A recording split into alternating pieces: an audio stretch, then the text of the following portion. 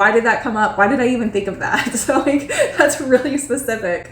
So yeah, I do be breaking soul contracts. My name is Suzanne and I am an energy healer and teacher, and Spirit has led me to share my insights from my meditations and any channeled messages that I get for 7 days, and this is day 5. So I'm gonna kind of start with the end here because I got 2 channeled messages, and one of them was really emotional. Like, I don't know if you can tell that I've been crying, but it was really intense because my grandmother came through really clearly, and it was the most clear conversation I've been able to have with a spirit that passed. Like, a lot of times I get feelings and stuff and like brief messages, but I haven't been able to have a back and forth like this. So it was really emotional. The healing part for me today, I had asked what is stopping me from success. And so I got some really good downloads on that too that I will go through. But I'm going to start with this part because I want to talk about it while it's fresh and I'm still emotional. A soulmate of mine passed away about 2 months ago. And so since he passed, I've been able to feel him really clearly. And when I'm doing energy healings on people, I've also sometimes been able to talk to their loved ones that have passed, at least somewhat. And this had never really happened to me before, other than like, I guess in the past, maybe I'd have like a vague feeling that someone was there, but I wasn't really clear on it. I didn't think I had that ability. And looking back, the only other person that I really could communicate or feel a lot after they passed was my grandmother, and it's been like 7 or 8 years, but it wasn't a lot of communication. It was more like I would see images and I could feel her presence, and then occasionally my dad, who passed many years ago.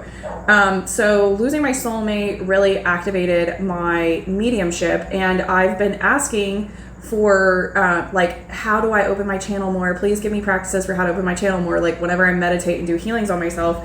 And it's funny because during this whole thing with my grandmother, it was like, you asked how to open your channel more, and now you've been doing channeled writings for like 6 days straight, because I never was consistent with it before, but now because of being told to do this practice, posting these videos, along with, I also had my busiest week yet as an energy healer last week since I became full-time, and so I was channeling a lot for them, that I've been channeling a lot in this practice. So Spirit basically was like, this is what you asked for. You wanted to open your channel. This right here, what you're doing right now, look how much your channel has opened. You were having a conversation with her.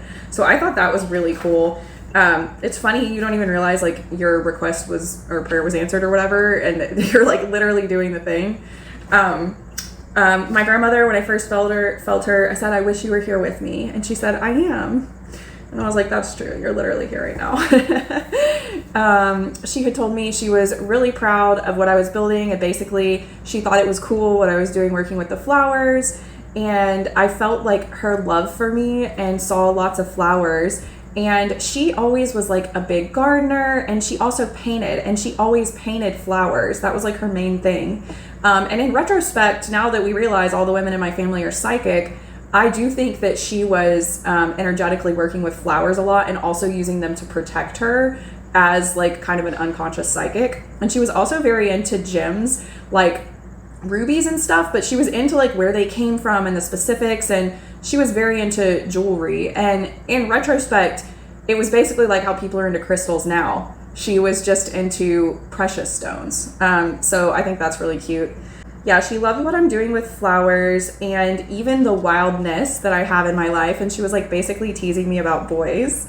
And she said, oh, and dancing. And I didn't even know she liked to dance when she was alive. I found that out later, but she was like, I love what you're doing, like watching it.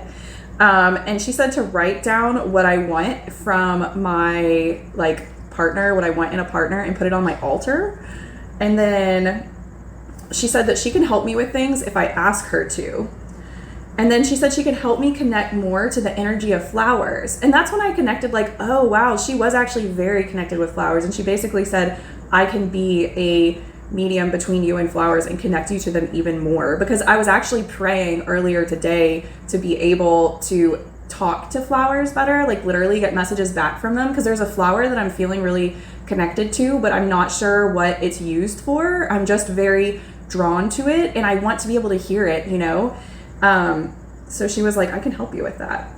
She said it makes sense that you would like it here, and showed me a flash of the image of me shopping in the market this morning, like all the fresh food and the flowers and everything, and how like I had always loved food, and I had always loved, you know, that freshness and shopping and all that stuff, and basically telling me that she was with me. And it's really funny because this morning when I was getting dressed, I picked out shorts. First I thought, I want to wear this dress. And then I was like, I bought this dress to wear at night. Like, it's leopard print. It's long though, you know, it's not like a party dress. But I was like, I'm going to wear shorts and a tank top. I want my legs to get tan while I'm walking back and forth. And I don't want a bunch of attention from people today. And if I wear a dress, more people are going to look at me. Honestly, I was like, I just don't feel like being looked at today. And also I needed to wear a hat for the sun. And I was like, between the dress and the hat, I'm going to look like such a tourist. I'm going to get charged more for taxis and stuff. Like, I didn't want to deal with it. But then I kept feeling it, like, wear the dress. And I was dressed and ready to go. And I had also felt the urge to wear my grandmother's ring. And it only fits on this hand, so I had to wear it on my wedding band hand. But it's kept separate from all my other jewelry. I do kind of intuitively pick my jewelry every day because everything has a different vibration. It's called sacred adornment, where you kind of tune in and wear what's going to best serve you. So even that is a ritual for me. But this one is kept in a different spot, and I was like really led to wear it. And so I was like, okay, maybe some guy's going to bother me and I need to wear it. You know, it'll be on there making me look married or whatever. And so first that happened, and then I just heard again to wear the dress. I was literally dressed. I had already resisted the urge, and I was about to leave, and I was like, no, you said you were going to follow your intuition 100% from now on, even on small things. And a lot of times when I'm told to wear something specific, it usually becomes really clear why it happened later. Later, it's usually like I get like a job opportunity or I meet someone and like the impression I make is different because of how I was dressed. Like, honestly, when I'm led to wear something, it's almost always super obvious later why I was told to wear that. Because usually I just pick my clothes, whatever. And so I wore the dress. I was like, screw it. Then I go to the market, come back, nothing happened with it. And I was like, that was so weird that I was so urged to wear that dress because it was just over and over again, like, wear the dress. And I wondered why it happened. And I was like, well, I did feel really cute. And like, you know, the ladies at the market like complimented me. And I was like, maybe I was just meant to feel cute, whatever.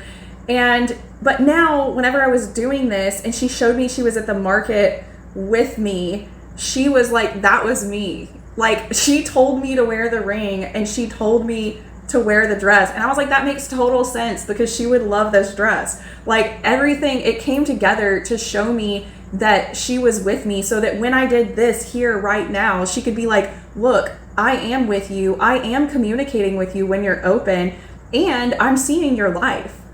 And that is just like so special. Like, how fucking cute is that? I don't know. I loved it. And I said, well, can you know the future to be able to do stuff like that? Like, could you know that I was going to do this later? And she was like, it's not 100%, but yeah, it is somewhat predictable. So sometimes it plays out the way they think it will on the other side, and sometimes it doesn't. So that was a really interesting bit of just random knowledge. Another really sweet thing that she told me was that in moments where I wasn't feeling loved and I was feeling alone, I could connect to her and channel and feel her love for me. And that was really sweet. And I've been asking to basically stabilize more in my home life, like prep food, go to bed early. Like, I'm a very flowy person, and sometimes that gets in the way of my basic needs because I can just like meditate for hours or follow my whims and be on the beach or be wherever. And she was saying channel the energy of how her house felt. Like, it was such a like sweet sanctuary of a home, and I felt so like loved and restful and cherished, and she always took really good care of herself. And so she was like, you can tap into that feeling and I will help you with those domestic things to help you get that part of your life in order. Because basically the earlier channeled message was like, that's one, and what I've been getting lately in general was that like, that's one of the things that's missing from me finding success in other areas of my life, is being able to truly 100% take care of myself. You know, my needs were not met as a child, and so it's your nervous system, sometimes it has to update, you know, to having your needs met. And so sometimes it is difficult. So I've been looking for ways to truly do that. And so that was really sweet that she said she could help me with that. And I can totally like see how that would work. I said, why is it painful to connect with you? Like, I love you, you know, I'm glad you're here. And she was like, the idea that it should be painful is what makes it painful. It's not. It's beautiful. We can be together anytime now, fully. It was her that wanted me to wear the dress. And I said, you better not start trying to make me like cook your recipes and stuff. She said that it was me. So I've been wanting to paint flowers, and flowers is like the only thing I have the urge to paint. And I literally have been like drawing them, but I bought the stuff to paint, but I haven't taken the action to actually paint them yet. Well, I guess I did once. And she was like, that was me telling you to paint flowers, after the recipe joke. And she was like, you should paint flowers. I've been telling you. She told me my mom was lonely and that I should check on her. I asked for a symbol for when she was with me, and she said light pink flowers, and I was like, there's a million light pink flowers, and she was like, you'll know. That reminded me of my soulmate that passed and his symbol that he shows me that he's with me, and I was like, oh, and once I thought of him, he was also there, and so I was like, oh, I want to introduce you to him, and and I was like, he was the greatest love of my life yet, and they were like, there'll be more. And I was like, one more? And it was just like, So I don't know what that means for my love life, but interesting. And I said, well, do you guys already know each other? And they were like, yes. And I was like, from me? And they were like, yeah. And I was like, but from before? And they were like, yeah. So I guess we are all like soul family and knew each other before this life, which makes sense, but that's interesting. So that was about it on talking to my grandmother, and that was cute because they were together and with me and going to help me get my shit together and find love.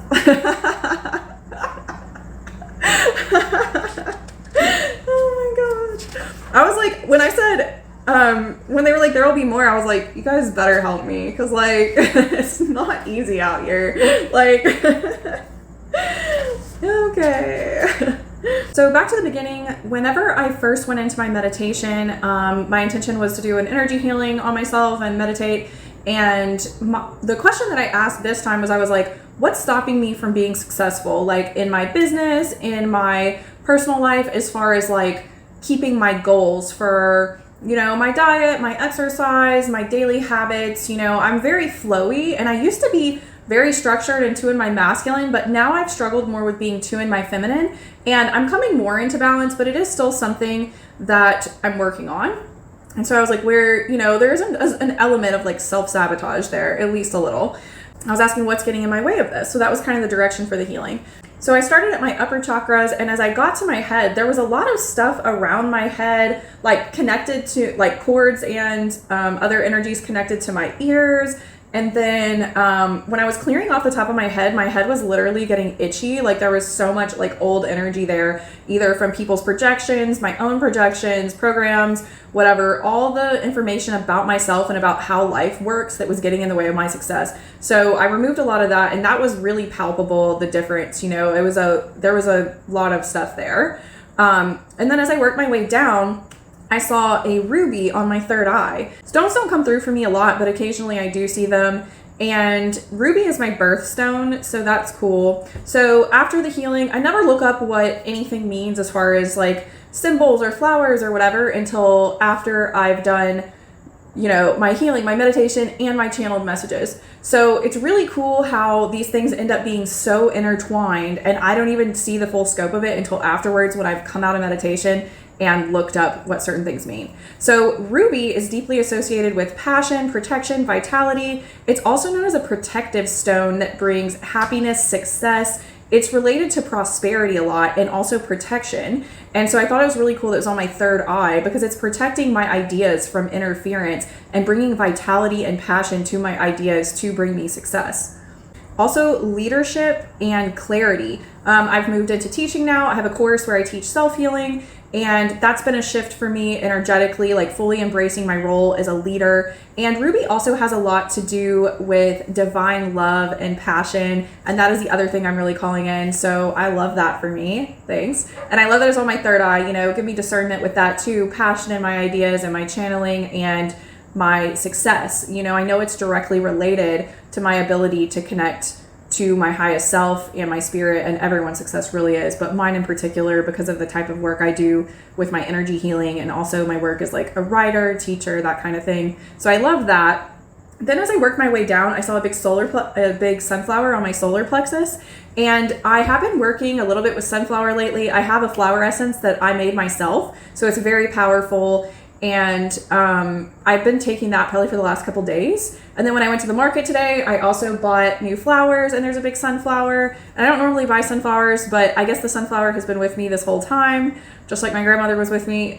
So I love that. And when I looked up the symbology of sunflower, other than it is very cheery, so it has to do with turning gloom into brightness and joy. It also encourages you to self-reference instead of comparing yourself to others. Believe in yourself and your natural, innate, joyful nature. And then also, it inspires people to radiate their authentic light. And it has to do with healing your relationship with the masculine from your childhood. And it became clear throughout this particular healing that that's something I was really working on. That has to do with my lack of success, my lack of structure. And I've been told over and over again in these healings lately, and I'm trying, but getting that structure in my life and truly treating myself with the love I deserve on a basic level with my daily habits and stuff, it has been a struggle for me in the past. And so this sunflower is there helping with this. And I love that. I think that's very sweet. It never ceases to amaze me how the exact flowers that people need come through for them in healings. A lot of times I don't know anything about what someone's going through. And afterwards, when I tell them what flowers came through and what they mean, they're like, oh my God. And they'll tell me what's going on and how it's relevant. And it's just very cool. So yeah, I love that sunflower has been with me and showing up in my life. And so then when I was healing my solar plexus, I also got an idea for my business. And then I felt this like tightness and restriction in my body. I almost felt sick. And I was like, why do I feel this way? And it was like, you feel unworthy. And I was like, oh no, we're not doing that. And so I was like, I'm going to call in all the energy that resonates with this energy. And this is not a practice anyone taught me. This is something that I've like intuitively developed over time. But I'm like, I call in all the experiences from this life and past lives that resonate with this energy. I called in everything about imposter syndrome, everything about, I also saw flashes of like memories from my life that created a lot of the trauma that was causing this. It was like disappointments where in the past I had created things for businesses that I've had and they didn't take off, and like kind of the fear of that happening again.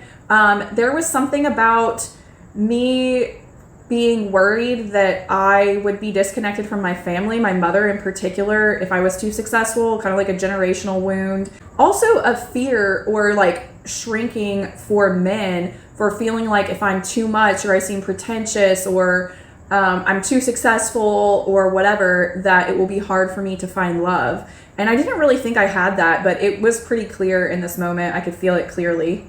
So I pulled all that stuff together and I said, thank you so much for, getting me to this place in my life. I'm so happy with where I am, but you've served your purpose. And I sent it love and I said, you can go now. And I said, you can go down into the earth or you can go to the sun. And most of the energy dissipated. Some of it didn't. And I used violet flame, which is an energy we use in energy healing to transmute energies. I used that to clear it out.